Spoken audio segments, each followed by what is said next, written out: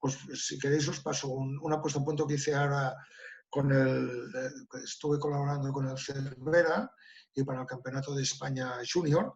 Entonces, en este caso, hacíamos 3 grupos, uno de velocistas, mediofondistas y fondistas, pero os enseñaré un poquito el diseño con el cual trabajábamos. Vale. Sí, comparte la pantalla si quieres.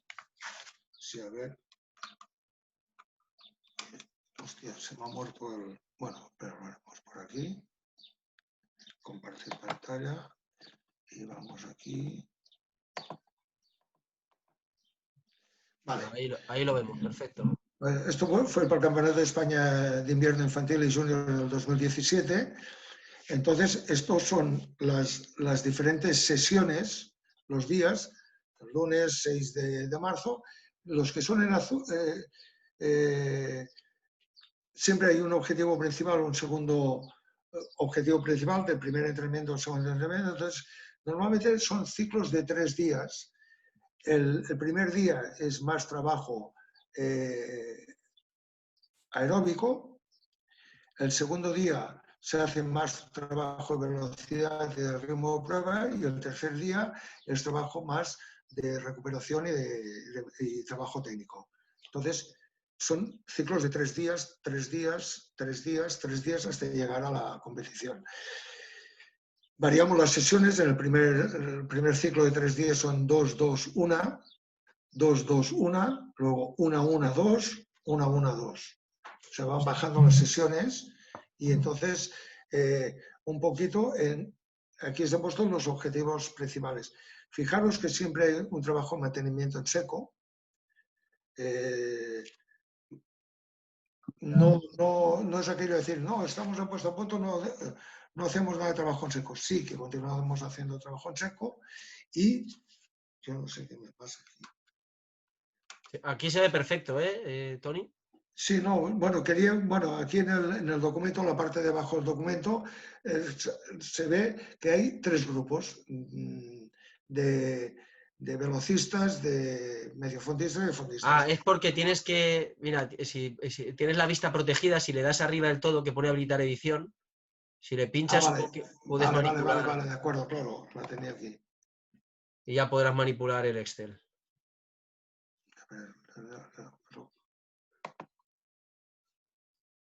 Ahí está. Bueno. Pero tienes que compartirlo ahora, cerrado yo creo. Cierro esto y lo vuelvo a compartir. Yo un poco mientras vas abriendo, también nos lo comentaba Pepe esta mañana y yo creo que habéis coincidido, salvo Juan que tenía o sea, era un contexto muy específico que era solo velocistas, pero veo que también le dais mucha importancia a la frecuencia de entrenamiento, ¿no? No la bajáis mucho, las sesiones no bajan demasiado. Claro, porque es lo que te comentaba antes. En este caso es para un campeonato de España. Estos chicos casi todos nadaban 4 pruebas en el campeonato de España, eliminatorios por la mañana, finales por la tarde, relevos. Claro, no es llegar a un campeonato, nadar el día D a la hora H una prueba y luego si te metes en la final, nadas a la final por la tarde. Aquí nadan pues 8 veces más 3 relevos, se tiran al agua 11 veces durante estos 3 o 4 días. Entonces han de tener una buena condición física para aguantar el campeonato, porque si no mantienes una condición física importante, a medio campeonato se te puede morir o no recuperan a lo mejor de las eliminatorias a las finales. Ahí tengo que hacer incidencia que nosotros durante el campeonato lo que sí que hacíamos siempre es trabajo de recuperación después de competir. De cada prueba. Evidentemente, incluso a veces nos quedábamos, cuando había acabado la sesión de la mañana, nos quedábamos al mediodía a nadar pues 2000 metros y tal, para regenerar, para recuperar, para eliminar lactato, para que luego a la tarde estuvieran en condiciones de competir correctamente. ¿Y ese tipo de trabajo que hacéis de recuperación durante el campeonato, lo metes ya dentro de la puesta a punto o es un tema del campeonato?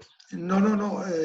Yo lo tenía bastante, incluso en los últimos campeonatos, al principio no tanto, pero tenían cada uno su trabajo de recuperación cuando habían nadado. O sea, sabían que yo me tengo que ir a la piscina que pueda de esto, a nadar. Hago 200 metros y luego hago, pues no sé, 12 de 50 cada 50 segundos yendo a 35 o 36 segundos, porque ahí elimino, me mantengo a 120 pulsaciones o 110 y empiezo a eliminar lactato y me encuentro mucho mejor luego por la tarde cuando caliento, ¿no? Entiendo que eso lo trabajabais también en estas semanas que nos enseñas individualmente, Sí, ¿no? En las sesiones de prueba. cuando hacíamos el trabajo de recuperación, el trabajo de regeneración, se trabajaba estos temas. Estupendo. Una pregunta, porque también nos habló, también habéis coincidido los tres, tanto Pepe como Camus, y ahora veo que tú también le das importancia. El tema del ritmo de prueba, ¿cómo lo planteabais vosotros? Claro, porque si tienes gente de muchas distancias, de muchos, ¿lo hacíais siempre? ¿Es una cosa que es impepinable, que hay que hacerlo?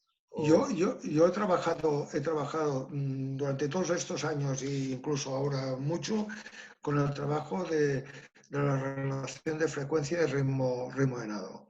Entonces, cada nadador tenía establecida su frecuencia de competición. Bueno, yo recuerdo, Dani Vidal fue monstruoso porque cuando empezó a entrenar con nosotros nadaba un 1500 a 61, 63 de frecuencia de nado. O sea, era de locos. O sea, ha sido un nadador que yo flipaba con él. Entonces conseguimos que bajara a nadar a 53, 55, manteniendo el nado. Esto le benefició mucho. En 1500 mantuvo la marca, subió un poquito, pero en 400 libres bajó su marca 4 o 5 segundos. Como no podía entrenar tanto, porque estaba estudiando en Barcelona, le fue perfecto y a él le permitió continuar siendo importante en campeonatos de España y mejorar marcas en pruebas de 200, de 400, y el 1500 lo aguantaba muy bien. Entonces, cada nadador establecíamos a qué frecuencias de nado y en aquellas frecuencias de nado qué velocidad llevaba en el entrenamiento de ritmo de prueba. Y buscamos, siempre trabajamos sobre el ritmo de nado objetivo. O sea, no sobre el ritmo de nado que teníamos, sino si yo tengo un bracista que tengo previsto que me nade el 200 braza en 2.20 y me ha de nadar a un ritmo de 36 cada 50 metros, si a 36 cargando viraje, porque cargábamos el viraje, porque no, pues si no te engañas, pues si no trabaja 35, porque luego cargarás casi 8 décimas del viraje. Pues ahí me nadaba a la frecuencia que él podía aguantar, una frecuencia a lo mejor de 39, 40, decías, vale, perfecto, pues vamos a trabajar en estos ritmos para que luego tú puedas controlar la prueba cuando estás compitiendo. O sea que el trabajo de ritmo de prueba iba no tan solo a la marca, sino a la marca relacionada con la frecuencia de nado que tú fueres capaz de aguantar en competición. Claro, entiendo que todo esto lo vais trabajando durante todo el año, ¿no? Porque es muy complejo a nivel técnico, ¿no? Exacto, exacto. Exacto, pero aquí era cuando se afinaba más, ¿no? Yo, ahora una anécdota, en el campeonato, en uno de los últimos campeonatos que hice en Tarrasa, un bracista que teníamos allá en Cervera, el chaval tenía 2.25 o 2.26 en 200 braza. Y nada, por la mañana le dije, sobre todo, tenemos que mantener la frecuencia pues, a 38, 39, por ahí. Y el tío por la mañana sale desbocado, se pega 2.25-1, a 43, 44 de frecuencia, nadando. Y estaba Joanjo, el entrenador de Cervera, contento, ha bajado su marca, se ha metido en la final, lo abraza y llega a mi lado y le pego una bronca y el chaval flipando. Le dije, no, es que hemos quedado que nadas a 38, 39, 40 de frecuencia. Ibas a 43, 44. Al final ibas totalmente descoordinado. Y digo, a la tarde has tenido suerte de meterte a la final. Y a la tarde, nada, como te he dicho yo, a la tarde pasó 4 décimas más lento nadando a la frecuencia que yo le dije y se pegó 2,23 y pico. Dobló en 2 segundos y medio. Claro, todo esto has de conocer al nadador, pero le has de transmitir porque ellos muchas veces se dejan llevar por el corazón y no controlan demasiado, ¿no? Pero esto es trabajo de toda la temporada. Pero aquí en la puesta a punto, cuando estás más tranquilo, puedes hacer más incidencia en estos temas para que ellos controlen la prueba.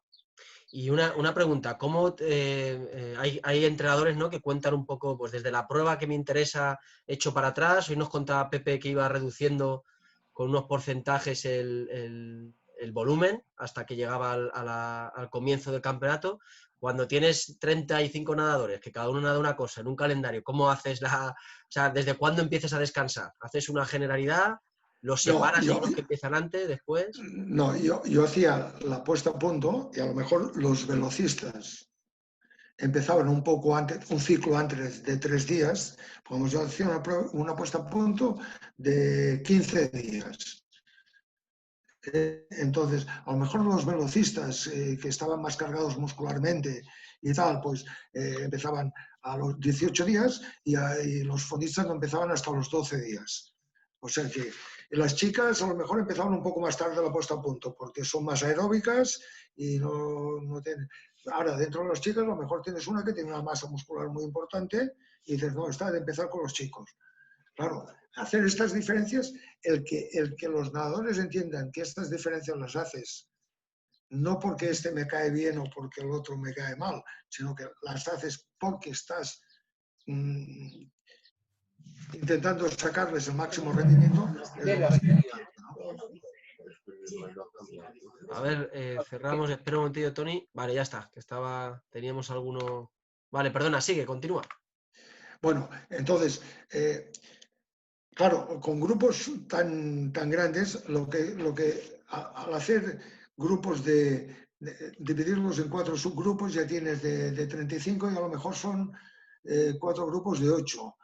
Y dentro del grupo de 8, pues a lo mejor, y ya vas diversificando un poquito más y por ahí, pero lo que sí que éramos 2 entrenadores y en muchos casos había un tercer entrenador que nos ayudaba.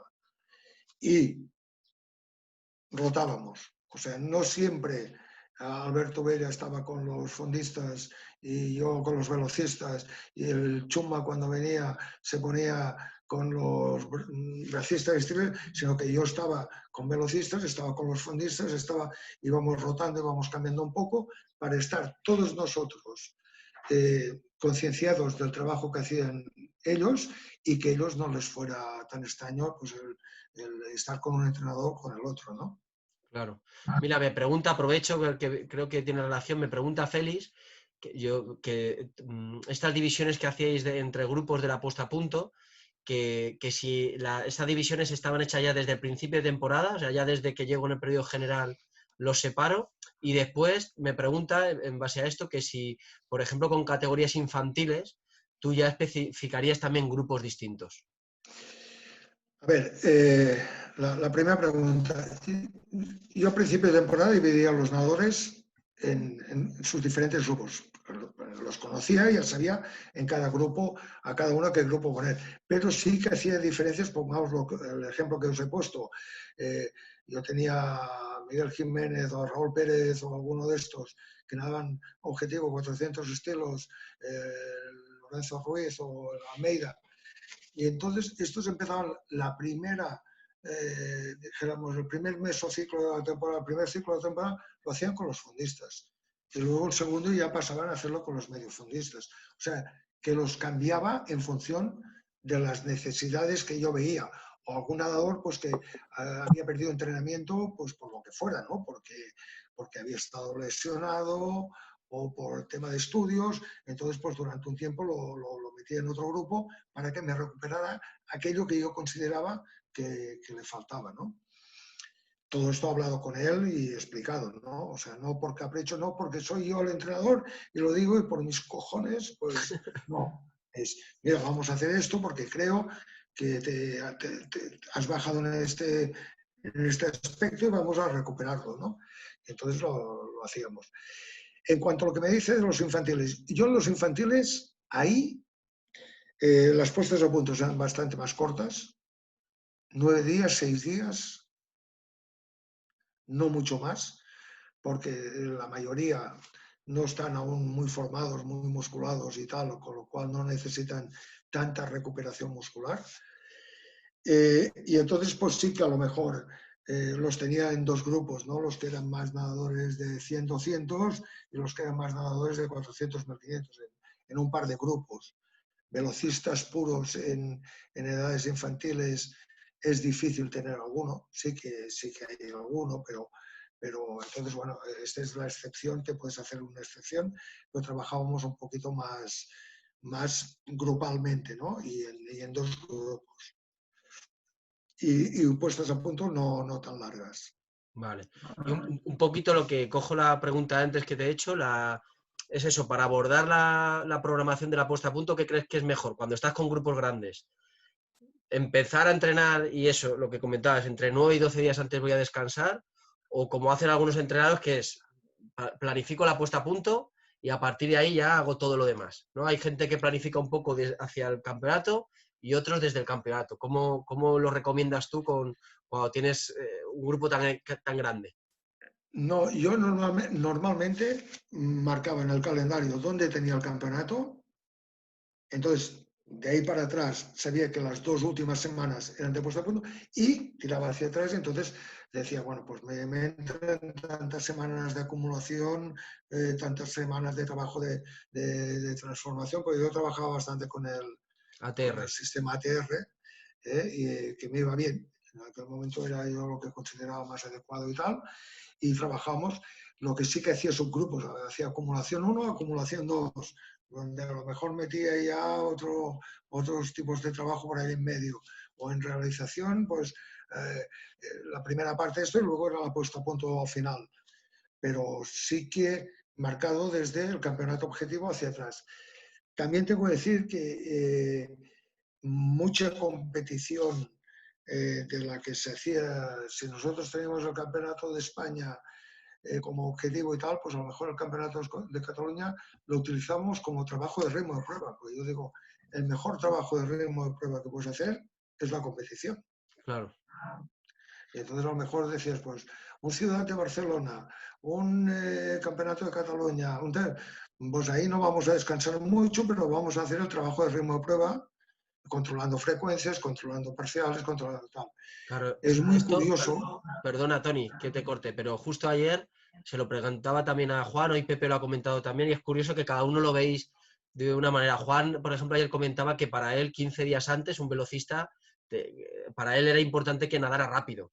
Sí. Y que normalmente si nadan rápido a él, su experiencia era que en el campeonato importante nadan rápido. Hoy Pepe decía, por ejemplo, que con los fondistas era más un poco sensación y que incluso si iban más rápido de lo que parecía ser, pues había que apretarles un poco más, ¿no? ¿Tú cómo ves estas competiciones que hay siempre previas? Yo digo que estas competiciones previas nos dan mucha información de lo que están trabajando siempre y cuando las hagan bien. Yo siempre digo que un nadador cuando se ha de tirar a competir, se ha de tirar a competir con un objetivo. O competir a tope o competir, voy a hacer esta prueba en negativo porque voy a probar un cambio de ritmo o voy a probar esto. O sea, competir por competir para mí no tiene demasiado sentido. Para mí el sentido lo tiene es competir para conseguir alguna cosa. Soy de los que opinan que los velocistas tienen que trabajar a velocidad desde la primera semana de entrenamiento.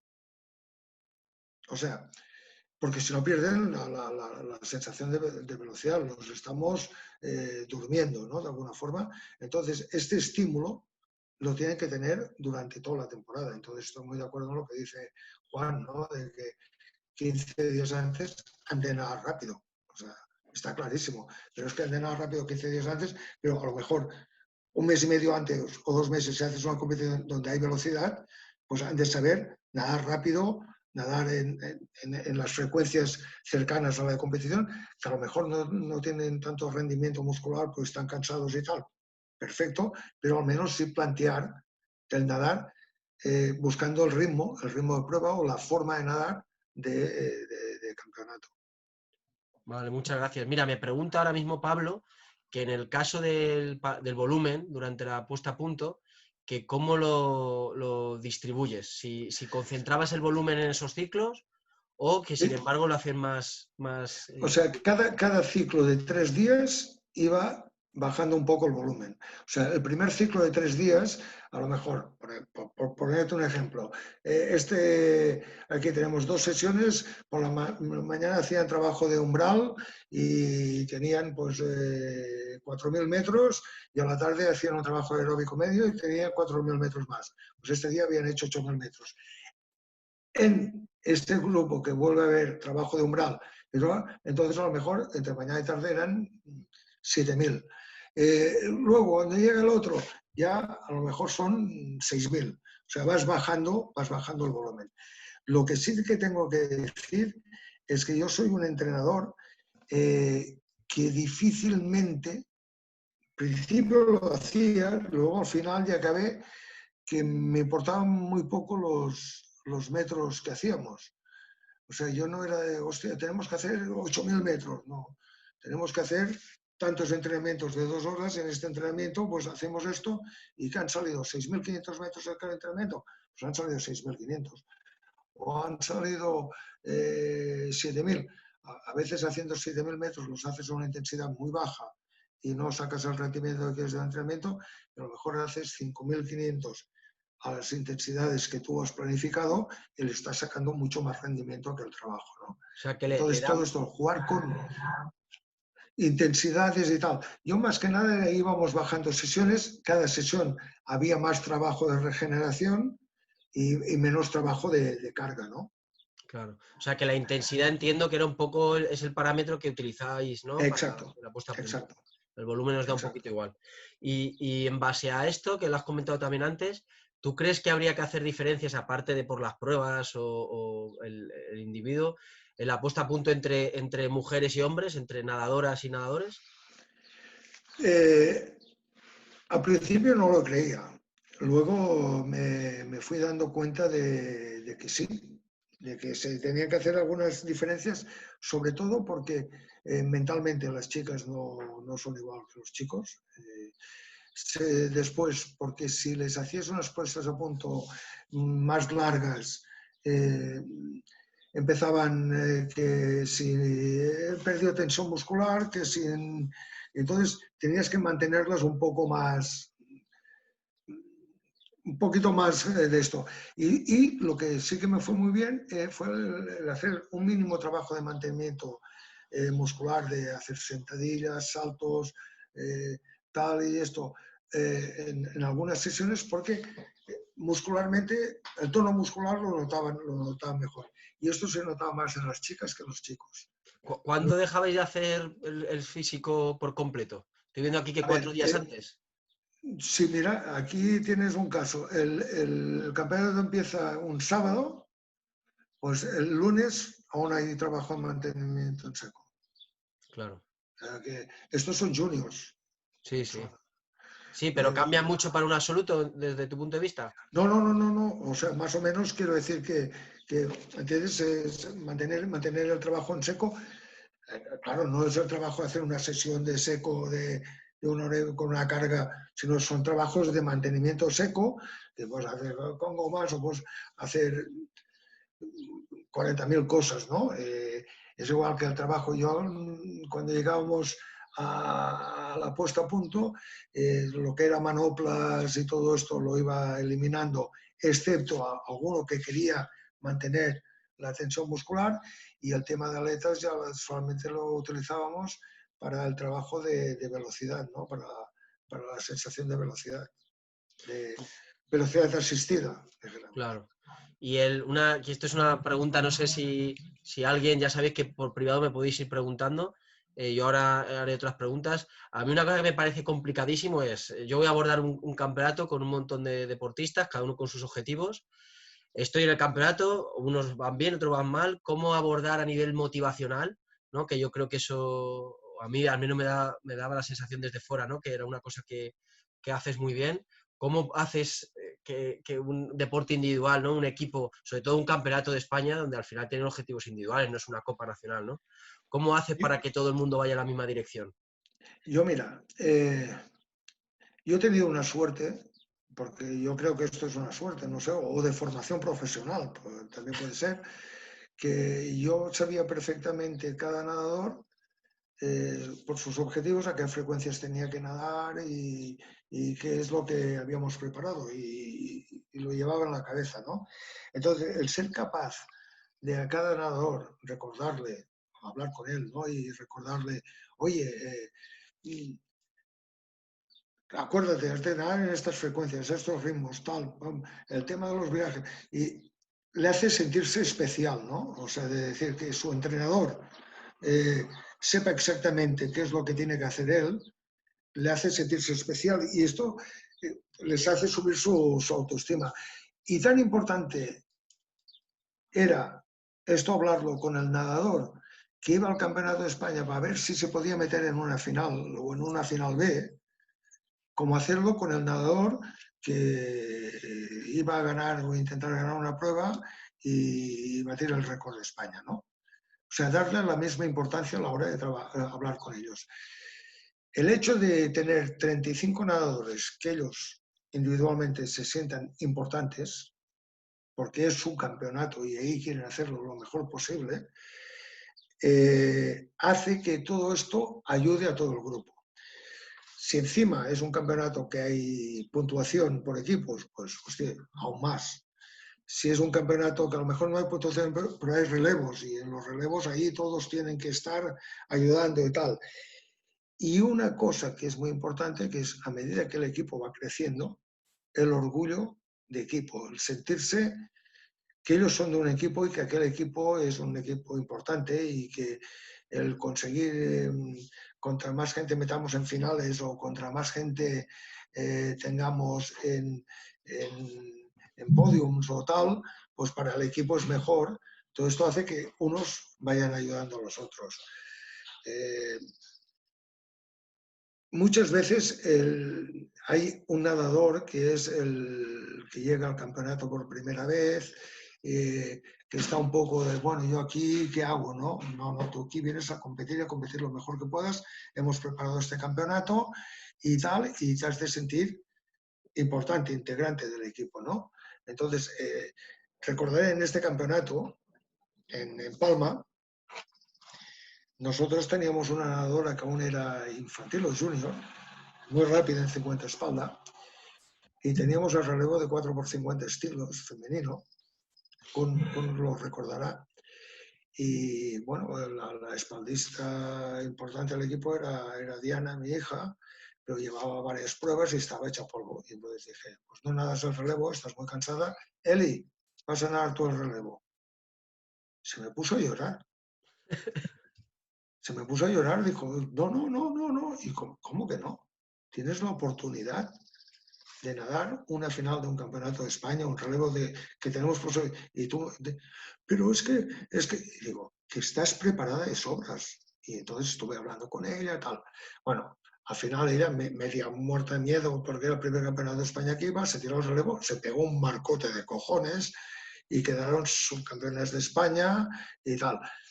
Me refiero a que, bueno, los campeonatos te llevan a muchas situaciones en las cuales el nadador más insignificante en un momento determinado puede ser importante para el grupo, para el equipo. Y que ellos se sientan identificados con esto y que sus compañeros los hagan sentir importantes en esto era una cosa que la hablábamos mucho y conseguimos que en los entrenamientos, en todos lados, la gente estuviera muy identificada con el grupo. Sí, yo Y una diferencia que veo muy grande respecto a la natación de los últimos años, al menos la que he vivido yo, ¿no? Y la que contáis gente como tú es que quizás ha perdido un poco el objetivo grupal, ¿no? Yo cuando se sí, escucha hablar a vosotros, todo el mundo tiene claro esto, ¿no? Que no hubiera puntuación. Ahora, incluso el último campeonato autonómico, cuando vas representando en campeonatos de puntuación y demás, que es más fácil, ¿no? Pero no está como muy el sesgo de, bueno, yo voy a hacer mi marca, el que tiene que hacer mínima europea hace mínima europea, el que tiene que hacer... Y creo que esto no ayuda mucho a un deporte que no ya ayuda. es difícil. Hombre, siempre se ha dicho, y el que inventó esta frase la clavó, que la natación es un deporte individual que se entrena en equipo. y comparten muchas horas en la piscina entrenando juntos y entrenan como un equipo. Luego compiten individualmente, excepto cuando hacen los relevos, pero son un equipo, es un grupo. Y yo con Dolors Jané, cuando el tiempo que ella estuvo, que entrenaba prácticamente solo a Silvia Parera y Joaquín Fernández, ella me decía que la dificultad que tenía ella era de no tenerlos en un grupo, en un equipo, en que ellos se sentían agobiados de tanto el entrenador encima y además que no tenían con quién compartir. Pues esto, la capacidad de tener un equipo y que compartan y ayuda muchísimo. Ahora, has de tener a la gente involucrada. Yo otra de las cosas que recuerdo y a veces aún me emociono, fue un campeonato de Cataluña que hicimos en Bañolas, que teníamos un nadador que era el más constante del equipo, que trabajaba como un desgraciado, que no, y no había manera que hiciera una mínima de un campeonato de España y tal, y todos, venga, va, David, qué tal, no sé qué. Y el chaval aquel campeonato se pegó la mínima de 200 mariposa y luego hizo la de 1500. Yo me puse a llorar. De verdad, y lo digo, me emocioné, pero es que me emocioné porque todo el grupo estuvo con él y esto es importante. Sí, yo Esto es creo que muy esta importante. mañana Pepe indirectamente lo decía también, ¿no? Que al final tenían un equipo ahí en el gimnasio Valladolid de muchos nadadores que quizá ahora no se ven equipos tan grandes.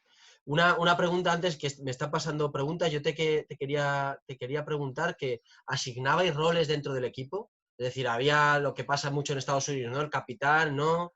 Que no sé cómo ves eso. Prácticamente los líderes de los equipos o sea, salían por generación espontánea, ¿no? O sea, unos eran respetados por una cosa, otros por otra. Lo importante es que hubiera respeto entre todos. Y yo recuerdo que pongamos un nadador, a lo mejor era mucho más bueno, pero no tenía carácter y otro era mucho más líder de grupo. Yo recuerdo campeonatos de coger a un par de nadadores o tres que ya los conocía de que eso decía, quiero aquí un infierno animando, y solamente les tenía que decir esto y bueno, y te la liaban allá, pero a tope, y dices, eran los líderes a la hora de arrastrar a los otros, a animar y otros a lo mejor eran los líderes a la hora de entrenar.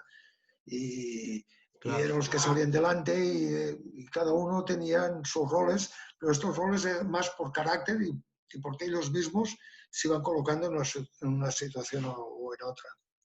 Mira, te pregunto, me pregunta Jorge, Tony, que cuando has comentado lo de que crees que los velocistas desde la primera semana deben trabajar la velocidad, que a qué tipo de, o sea, cómo empezarías tú una semana con un velocista? ¿Con trabajos de potencia? ¿Cómo harías esa progresión? Cuando comentas eso, ¿a qué te refieres? Bueno, yo me refiero a una cosa. El velocista, dices, bueno, ¿qué ha de entrenar un velocista? Y yo digo, un velocista de entrenar todo lo que es entrenable. O sea, no tiene por qué no entrenar el trabajo aeróbico, porque el trabajo aeróbico de regeneración le va a ir muy bien para recuperar después cuando de una prueba a otra, ¿no?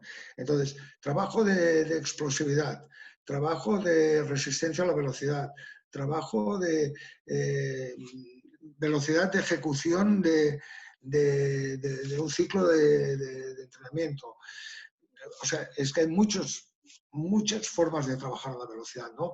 Pero en un principio, durante la temporada que empiezas y empiezas mucho trabajo general y tal, el coger y hacer 4 sprints, 4 saltos, 4 cosas explosivas para que el trabajo de reclutamiento de la fibra rápida no lo olviden, porque es mucho más económico tirar de la fibra lenta, pero la fibra rápida las de reclutar en un momento determinado.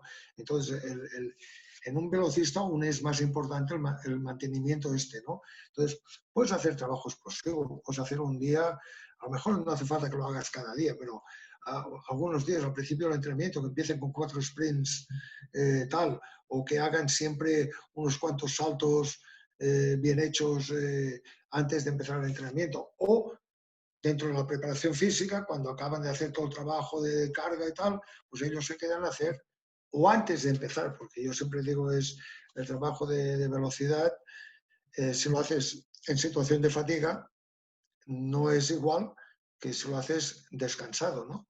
Claro. Entonces, ahí has de saber jugar un poco esto, pero que lo vayan haciendo para que vayan manteniendo esta sensación de velocidad, ¿no? Sí, yo un poco, antes de que, en el aula, antes de que entrara, os diera paso a todos, hablaba con Tony. Nosotros, desde la unidad de investigación en la que trabajo, ya llevamos mucho tiempo, no solo en natación, en muchos deportes, eh, analizando un poco cómo trabajar, si realmente trabajáis en natación, y ahora hablo de vuestro deporte, los trabajos anaeróbicos, ¿no? Un poco ahora Jorge preguntaba por el trabajo de potencia láctica, que muchas veces, y me ha alegrado que con la experiencia Tony me dice lo mismo, que incluso con Vicky Pons del CAR lo habían visto. Nosotros, por ejemplo, en natación vemos casi imposible que se trabaje lo anaeróbico, ¿no? Cuando realmente empiezas a monitorizar a los deportistas es muy complicado. Esta mañana hablábamos con Pepe que es muy importante, ¿no? Incluso los fondistas comentaba que al final ¿no? esa sensación de sufrimiento que tienes en las pruebas. Yo creo que Juan lo dejó clarísimo ayer también, y ahora con Tony pues también lo quería un poco asociar, ¿no? Que muchas veces creemos que el cuerpo no es ahora aeróbico, y muchas veces no sabes ni lo que estás trabajando. Se solapan los sistemas de combustión, se solapan el uno con el otro, y el nadador es tan inteligente, su cuerpo es tan inteligente, no los nadadores, pues inteligentes y no inteligentes, pero el cuerpo es tan inteligente que siempre busca la vía más económica. Entonces, conseguir el trabajo de lo que decíamos, el anaeróbico o la resistencia láctica. Quizás lo mejor es en competición, o sea, conseguir que compitan a tope varias pruebas, lo que hace la Katinka. La Katinka que se tiran a no sé cuántas pruebas a tope, y este es su trabajo de, de, de resistencia láctica, ¿no? De tolerancia láctica. En entrenamiento yo ya me parece muy difícil, cuando hablamos de trabajos de consumo, que muchos no llegan, ya hacer trabajos de tolerancia láctica en entrenamiento cuesta muchísimo, muchísimo. Sí, no, ya te digo que Pepe esta mañana nos comentaba que es eso, que el trabajo de resistencia, ellos lo combinan con muchos trabajos de diferentes velocidades, ¿no? Y que yo creo que es un poco enlaza con este concepto. Mira, te pregunto, que me van haciendo preguntas, me pregunta Kun qué opinión tienes, esto ya va a salir un poco fuera de la parte de puesta a punto, ¿no? Pero qué opinión tienes de ese cambio que dio, supongo que se refiere sobre todo al Open, ¿no? Que antes el Open como concepto era un campeonato de España más orientado al equipo, ¿no? Después pasó a ser un campeonato de España donde se centraba por mínimas, y que si esto crees que tiene una influencia en esta parte motivacional, porque antiguamente, ¿no? Era el campeonato de España, se hacían muchísimas mínimas durante el campeonato, y ahora parece que no tanto. No sé si le ves alguna diferencia, ¿qué opinión tienes? Yo, en mi opinión, se hace con una intención, pero que el resultado luego no es el previsto. O sea, que la intención es de que el nadador, pues a lo mejor no haga relevos para que pueda preparar más sus pruebas y tal. Vale. Pero después resulta que a la hora de la verdad, el hecho el extra motivacional del grupo, del equipo y tal, lo pierdes, y entonces hace que a lo mejor la responsabilidad de tener que hacer la marca, incluso como hacían últimamente, ¿no? Que han de hacer la marca en eliminatorias, luego han de hacer la mínima en las semifinales, luego han de volver a hacer la mínima en las finales, porque si no lo hacen en las tres no los llevan. Claro, se convierte en una losa que el nadador no la aguanta, ¿no? Creo que antes, sin tanta presión, y esta presión a lo mejor disuelta dentro de la motivación del equipo y del grupo, ayudaba más a que la gente sacara los resultados. Yo recordaré toda la vida, y esto, el Campeonato de Europa de Helsinki el año 2000, que fuimos un grupo muy numeroso de nadadores. Había un ambiente extraordinario en el equipo. Luis Villanueva ya estaba ahí, estaba un poco acojonado, que decía, es que aquí, con tanta gente, de esto, no harán marcas. La gente voló en aquel campeonato. Bueno, con decir que hubo 23 nadadores que fueron a los Juegos Olímpicos de Sydney, 23 nadadores, y la mayoría hicieron las mínimas en el Campeonato de Europa de Helsinki. O sea, hasta Nina ganó los 200 de espalda. Nina Ivanskaya gana los 200 de espalda con 2.9, pasando 1.5 y volviendo 1.4. Una nadadora que nadaba 50 y 100 espalda. Fue capaz de ganar un europeo de 200 espalda. David Ortega, bueno, se salió allí, todo el mundo corría y el grupo, unos arrastraban a los otros y fue un festival. Y era porque había un grupo. Yo creo que si aquello hubiera sido más, difícilmente se hubieran sacado tanto rendimiento que el campeonato. Yo estoy de acuerdo que es una de las cosas que quizá yo no soy nadie, porque no tengo experiencia ni... Pero cuando analizas otras nataciones, ¿no? A nivel mundial, quizá hemos cogido un modelo que no se adapta demasiado a nuestra cultura, ¿no? O a cómo es el nadador español, que quizá necesita, no sé si por valentía o por esta tendencia latina que tenemos, ¿no? Pero que nos hace Mira, falta un poco eso, ¿no? Ir con un equipo. hubo un director técnico de la española, no voy a decir nombres y tal, que dijo, tenemos que decidir si queremos tener una natación como Italia en aquel momento, o como Francia o tal, o como la tiene Ucrania o Rumanía o tal.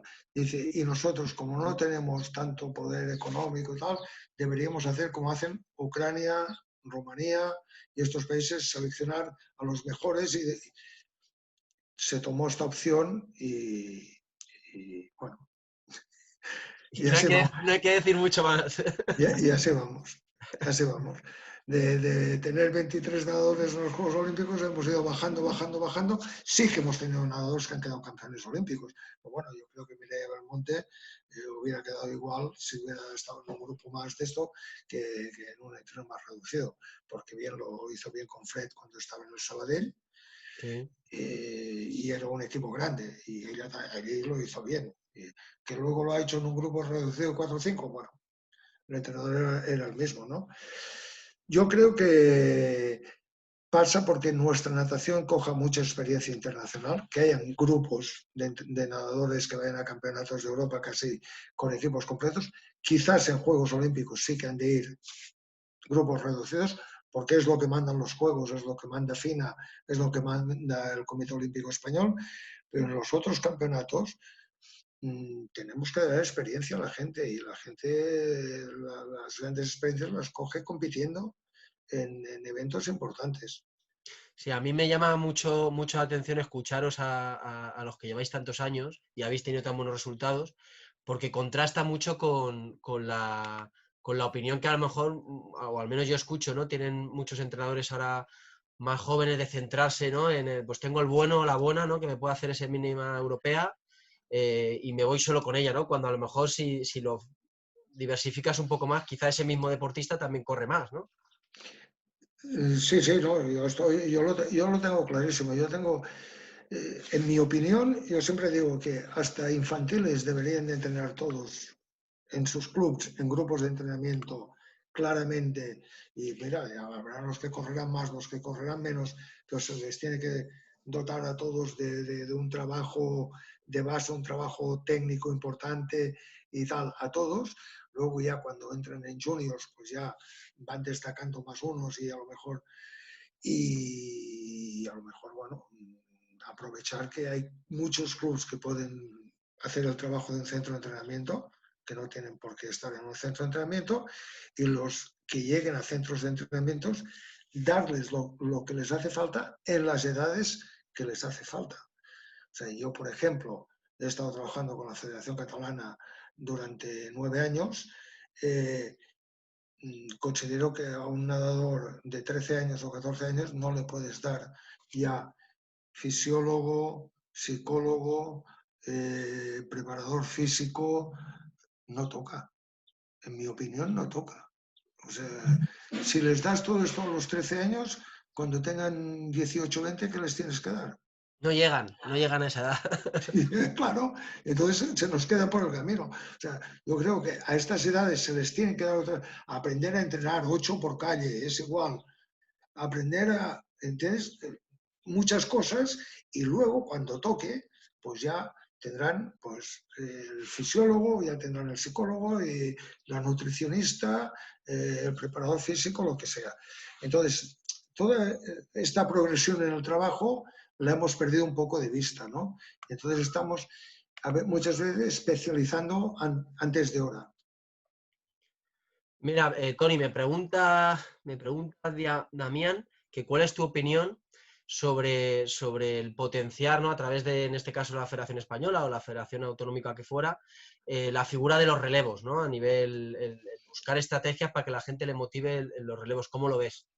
Yo creo que es muy importante porque ayuda muchísimo. Mira, el otro día, aún en Facebook, me parece que es Javi Noriega que tiene ahí, yo qué sé, saca documentos de todo. Vi la final de 100 libres del Campeonato de España de Madrid del año 2000, que Javi Botello en las eliminatorias hizo 50-07. Eduardo Lorente hizo 50-21, luego que fue Jordi Olivarri, Sí. Olivarri se pegó 53 y El del canoe, ¿no? Juan hizo 53 décimas. O sea, tuvimos 4 nadadores que nadaron por debajo de 54 décimas, entre 50-0 y 54 décimas, que fueron al Campeonato de Europa y luego... Y dices, coño, ahora, qué difícil es ahora que tengamos 20 años después 4 nadadores que nos naden en 50, una décima, 52 décimas. El hecho de que había un relevo para ir al Campeonato de Europa y tal, hizo que todo el mundo corriera para esto. El relevo de la Olimpiada de Sydney, entró Natalia Cabrerizo con 2-3 o 2-2 en 200 libres que tenía 2-6, pero como tenía una puerta abierta para poder ir a un relevo a unos Juegos Olímpicos, voló y claro, todo esto estimula a mucha gente. Yo digo que lo importante no es tener un nadador de 48-5. Lo importante es tener 8 que bajen de 50 segundos y el de 48-5 ya saldrá. Pero si tenemos que el mejor con 49-6 ya es el mejor y no tiene detrás los otros, y esto se estimula pues a base de, pues, esto de los relevos en campeonatos importantes, que hace que 4 nadadores entren, pero hay 6 que están involucrados y hay 6 que están motivados o 8 que están motivados para entrar en este relevo. Yo pienso que es positivo que haya programas de relevos. No sé si ya llevamos una hora, no sé si hay alguno que me quiere hacer alguna pregunta. Yo voy a dar también un paso a Marco, que he visto que ha entrado, el presidente, que supongo que quiere saludar a Tony. ¿Qué tal, Tony? Buenas tardes. Discúlpame que llevo un día muy liado y entra un poco tarde en la charla. Es que eres un tío muy importante y ahora estás liado por todos lados. Lo que me faltaba. Me ha hecho mucha gracia lo que has dicho del director técnico que nos dice que si queremos ser con Rumanía, ¿no? Con todos mis... Bueno, Rumanía sacó grandes nadadores, ¿no? Sacó Camelia Potter, Sí. un historial, ¿no? Con todos mis respetos. Pues, la verdad que yo creo que en vez de coger tantas cosas de fuera, deberíamos de intentar ponernos de acuerdo y tomar una identidad propia, ¿no? De nuestra natación y seguir un camino propio que... bueno. Y como he dicho, Marco, escuchar a los nadadores. Sí, yo tuve la suerte de estar un par o 3 de meses contigo y puedo decir, y creo que lo corroborarás, que yo te escuchaba. Sí, demasiado. Era demasiado comprensivo. Sí, pero porque era un momento en que tú necesitabas que te escucharan. Sí. ¿O no? Sí, desde luego. Al respecto, te lo agradezco. Al respecto de... Estamos hablando de grupos. Sí que hay una tónica generalizada que dicen que el talento en grupo siempre se protege más, ¿no? Aunque el grupo sea muy malo, el nadador siempre va mucho mejor en grupo, se esconde un poquito más y llega, es mucho más fácil, ¿no? Quiero saber si corroboras esa afirmación. Y luego, al respecto de temas de equipos nacionales, ¿no? Que habéis entrado un poquito, te voy a pedir que te mojes, ¿no? Porque hemos tenido ejemplos nosotros últimamente, igual que Estados Unidos tiene grandes estrellas, incluso en Juegos Olímpicos que se ponen enfermas, tipo el Kitty Ledecky, que no nada su prueba individual, pero es capaz de nadar un relevo por su país, ¿no? Y por su equipo.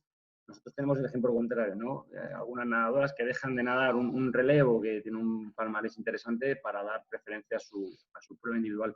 ¿Hasta qué punto tú crees que un nadador en una competición como son los Juegos Olímpicos, teniendo claro que nada para un equipo y que tiene algo un poco más importante que él, ¿no? A lo que representa, que sus propios objetivos, le puede, digamos, quitar un poco de rendimiento en su prueba individual, ¿no? ¿Tú crees que una cosa compensa con la otra? Porque si no, ninguno nadadores estrella nadarían los relevos de su país, ¿no? Y vemos en otros sitios esos ejemplos no pasan. Sí, sí. Yo tengo clarísimo que, lo he comentado antes, que el que dijo la frase aquella de que la natación es un deporte individual, pero que se entrena en equipo, o sea, la acertó, o sea, porque es un tema de que en un entrenamiento y con la gente al lado y tal, el nadador se siente más arropado y se siente más protegido, ¿no? Lo hemos hablado, la diferencia en el Campeonato de España, cuando había relevos y todo esto, pues, ostras, el hecho de nadar un relevo, a lo mejor habías tenido una prueba no muy buena, nadabas el relevo, salía muy bien, y entonces automáticamente aquello te volvía a recuperar a aquel nadador. La presión, de alguna forma, se repartió un poquito más. Ahora actualmente, con esto de que tienen que hacer la mínima por la mañana en eliminatorias, la mínima en las semifinales, la mínima en la final, la presión cada vez es mayor. Y muchos nadadores, pues, hostia, esto no lo aguantan. Entonces yo creo que es importante el hecho de que haya un grupo, de que haya un equipo. Entonces los relevos ayudan muchísimo. Creo que los relevos ayudan muchísimo. He visto, lo estaba comentando, el año 2000 en Helsinki, nadando el 4% libres con Javi Botello, con Edo Lorente, con Olivarri, con Juan. O sea, había un relevo 4%, pero el relevo 4% estilos, bueno, pues Santi Castellanos o Iván Aguirre o los que había, a hostia limpia para ver quién entraba a nadar la posta de braza en el relevo. Y recuerdo de que David Ortega, que había quedado campeón de Europa en 100 espalda, nada las eliminatorias de 4% estilos, hace una mala marca y dice, no quiero nadar por la tarde porque por mi culpa no irán a los Juegos Olímpicos. Le digo, tuve que cogerlo yo, le digo, ¿me dejas hablar con él? Le dije, ¿crees que si no nadas tú hay alguna posibilidad de que vayan a los Juegos Olímpicos? David, dime la verdad. Me dice, no. Digo, coño, pues ¿qué toca? Y después nadar y dejarme los cojones. El tío nadó y se pegó 55, hicieron la mínima y fueron a los Juegos Olímpicos. El relevo de 4% estilos. Con esto, ¿qué quiero decir? Que esto forma parte de hacer grupo, de hacer equipo y que ayuda a motivar. Claro, el egoísmo de algún nadador en concreto que no quiere dar un relevo porque va a estar más cansado, pues después resulta que a aquel nadador le apuntan a 5 pruebas. Y nada, 1500, y nada, 800, y 2 mariposas, y 4 estilos, pero no puede nadar el 4x200. Coño, lo he dicho todo. Me parece que se me ha entendido todo, ¿verdad? Pues ya está. Tony, me pregunta Mario si utilizas alguna estrategia para crear ambiente de grupo o este sentimiento de identidad propia con los equipos. Si tienes alguna estrategia o simplemente dejas que ellos lo hagan. A ver, es lo que he comentado. Intentar fomentar mucho el que entre ellos tengan muy buen ambiente. No todo el mundo es amigo de todo el mundo, pero sí que haya respeto en el grupo. El hecho de hacer concentraciones o entrenamientos, de decir, bueno, pues nos vamos un fin de semana largo, 3 días, para poder hacer, decíamos, bueno, para poder hacer el máximo volumen, nos vamos a ir este fin de semana a Andorra y convencí al que llevaba los autocares de los niños que nos subiera gratis a Andorra, conseguíamos un hotel que era amigo mío, nos conseguía un buen precio y nos íbamos, entrábamos el viernes 3 entrenos, el sábado 3 entrenos y el domingo 1 o 2 más. Y así conseguíamos máximo volumen. Pero bueno, aquellos 3 días estaban todos juntos, compartían, reían, hacían bromas, tal, y era conseguir que fuera un grupo. Claro, no es lo mismo irte con Edu Lorente y con Jorge Pérez a Sierra Nevada a hacer los entrenamientos, que también lo habíamos hecho, pero ibas con 2 nadadores y tú, que irte con un grupo que también lo habíamos hecho, es decir, a Sierra Nevada, de 20 nadadores, y entrenamos y trabajamos todos juntos, hacíamos lo que teníamos que hacer, pero con un grupo más numeroso era más fácil. Y esto cohesionaba al grupo. O sea, que el grupo estuviera más unido. Si tú empiezas a sacar a los elementos que destacan y los vas llevando aparte, ni ellos están cohesionados en el grupo, ni el grupo los reconoce como... ellos han de estar dentro del grupo. Como el referente, sí. Exacto. Bueno, no sé si ya son 1h10, que ya os dijimos que íbamos a intentar ir un poco directos para que no fuera pesado. No sé si hay alguien más que tiene alguna pregunta. No sé si Marco, yo reitero las gracias por mi parte, Toni, pero también de la federación, que es la verdad que a mí me encanta escuchar a la gente que lleváis tantos años y yo creo que para todos los que estáis aquí en el aula os puede ayudar mucho si leéis entre líneas. Yo creo que es las 3 personas que han pasado por ahora, para mí al menos, que soy el otro perfil, ¿no? El profesor que aprendo muchísimo. La verdad que te lo agradezco mucho. Ya os digo que no sé si hay alguno que tenga alguna pregunta más. ¿No? Bueno, yo os recuerdo que mañana a las 12 tenemos la charla que está más centrada en la puesta a punto en gente joven con Jordi Murio, ¿vale? Pues nada, os animo a que vengáis. No sé si Marco va a comentar algo, ¿le veo ahí? Nada. Nada, simplemente darle las gracias a Toni. Lo mismo, me reitero lo que dice Miguel, es un placer teneros a ti y a los 4 técnicos que vais a compartir estas charlas con nosotros aquí. Creo que habéis sido referente, que podréis seguir siendo referentes si hubiera otro sistema, y que es muy bueno teneros y contar con vuestra opinión, y, bueno, igual que con vosotros, con muchos técnicos que tenemos a lo largo del territorio nacional, ¿no? Y tanto. Resultados y demás. Me alegro de verte también y muchísimas gracias por estar con nosotros. Es un orgullo y un placer. Yo gracias por haberme dejado participar. Que sepáis que a Toni lo tenéis para siempre al lado vuestro.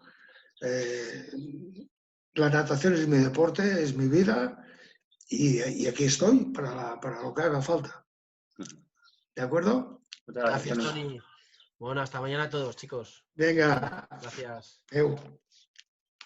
Deu. Muchas gracias. Hasta luego.